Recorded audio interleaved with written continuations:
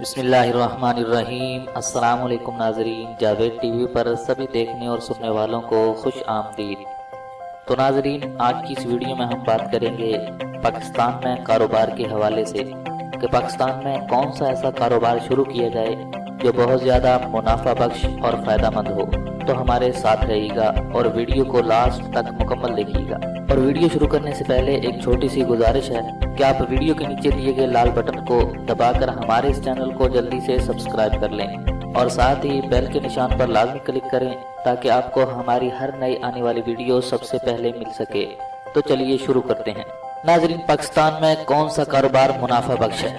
اکثر لوگوں کے ذہنوں میں یہ سوال گونجتا ہے کہ پاکستان میں کون سا ایسا کاروبار کیا جائے کہ جو سب سے زیادہ منافع بخش اور محفوظ ترین کاروبار ہو۔ تو یہ ایک پیچیدہ اور اہم ترین سوال ہے، کیونکہ ہزاروں لوگ مختلف طریقوں سے کاروبار کرتے ہیں اور کروڑ پتی بن جاتے ہیں۔ اس میں کاروبار اور اپنی قابلیت، قسمت اور مارکیٹ کے رجحان کا ایک بڑا عمل دخل ہوتا ہے۔ تاہم بہت سی ملٹی نیشنل کمپنیاں پاکستان سے ہی کئی بلین ڈالر کا کاروبار کر رہی ہیں۔ ان کمپنیز میں سرفہرست موبائل کمپنیز اور غیر ملکی بینک ہیں۔ اور ناظرین، اس کے علاوہ سینکڑوں ایسے پاکستانی خاندان ہیں جو دنیا کے امیر ترین خاندانوں میں شمار ہوتے ہیں، اور ان کے کاروبار کی نوعیت تقریباً ایک دوسرے سے مختلف ہے۔ بعض فوڈ کا کاروبار کرتے ہیں، بعض ٹرانسپورٹ اور بعض کمپیوٹر ٹیکنالوجی اور بعض سٹیل ملز کا کاروبار کرتے ہیں۔ تو اس لیے یہ فیصلہ کرنا کہ کون سا کاروبار سب سے بہتر ہے یہ قدرے مشکل ہے۔ تاہم ان کی کامیابی اور انویسٹمنٹ کے تناسب سے چند کاروبار زیادہ کامیاب گردانے جاتے ہیں، جن میں سرفہرست فوڈ کا بزنس ہے۔ کھانے پینے کے کاروبار کو سب سے زیادہ اہمیت دی جاتی ہے۔ ناظرین، اس کاروبار میں انویسٹمنٹ کرنا انتہائی محفوظ سمجھا جاتا ہے اور جدید ذرائع کے مطابق کاروبار نے کئی لوگوں کو ارب پتی بھی بنا دیا ہے۔ اور اس وقت پاکستان میں بڑھتی ہوئی آبادی اور کھانوں کی روایات کا رجحان یہ عروج پر پہنچ چکا ہے۔ تو اس لیے حالیہ وقتوں میں فوڈ کا کاروبار کامیاب اور منافع بخش کاروبار سمجھا جاتا ہے۔ اس کاروبار کے مقابلے میں انفارمیشن ٹیکنالوجی کے انویسٹر بھی سرنگوں ہو چکے ہیں۔ اور اسی طرح دوسرے نمبر پر آتا ہے پولٹری فارمنگ کا کاروبار۔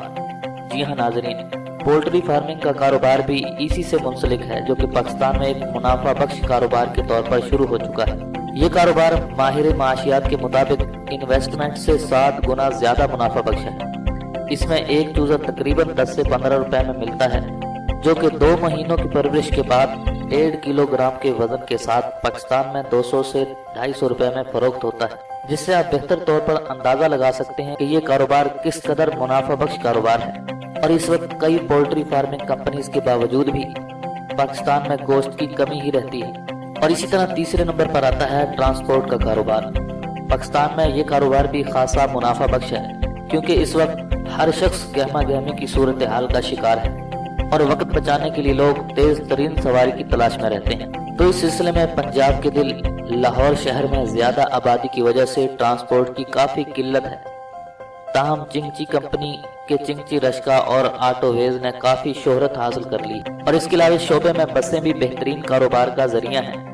اور ناظرین، حیران کن بات یہ کہ انفارمیشن ٹیکنالوجی سے اگر ایک عام بزنس مین کا تقابل کیا جائے تو وہ کہیں زیادہ عام بزنس مین سے منافع حاصل کرتا ہے۔ اور اس طرح چوتھے نمبر پر ہے بھیڑوں کا کاروبار کہ ایک بیپاری 100 بھیڑیں یا دمبے خرید کر ان کی چند مہینے پرورش کے بعد اگر وہ ان کو عید الاضحیٰ کے موقع پر بیچے تو 4 سے 5 گنا زیادہ رقم حاصل کر سکتا ہے۔ اور اسی طرح ہر جانور تقریباً 15 سے 20 ہزار تک فروخت کیا جاتا ہے۔ تاہم یہ کاروبار بھی شعبہ خوراک سے ہی منسلک ہے۔ مختصر بات یہ ہے کہ ہر کاروبار طلب کے مطابق ہی کامیاب ہوتا ہے۔ جتنی زیادہ ڈیمانڈ ہوگی اتنا ہی زیادہ منافع حاصل ہوگا، اور تقریباً پاکستان میں فوڈ کے کاروبار سے منسلک بزنس مین ہی سب سے زیادہ روپیہ کمانے میں کامیاب ہے۔ تو ناظرین، آخر میں ایک بات عرض کرتا چلوں کہ کاروبار کوئی بھی کیا جائے اس میں محنت اور لگن یہ لازمی ہونی چاہیے۔ کوئی بھی کاروبار اگر محنت سے کیا جائے تو انسان اس میں کامیاب ضرور ہوتا ہے۔ تو میں ہوں جاوید اور آپ دیکھ رہے تھے جاوید ٹی وی۔ یہ تھی کاروبار کے حوالے سے کچھ معلومات۔ امید کرتا ہوں کہ یہ معلومات آپ کو پسند آئی ہوں گی۔ اگر یہ معلومات آپ کو پسند آئی تو پلیز ویڈیو کو لائک کیجئے، شیئر کیجئے اور کمنٹس کے ذریعے اپنی رائے کا اظہار ضرور کیجئے۔ تو آج کی اس ویڈیو میں بس اتنا ہی، ملتے ہیں مزید ایک نئی ویڈیو کے ساتھ، تب تک کے لیے اجازت دیجیے۔ اللہ حافظ۔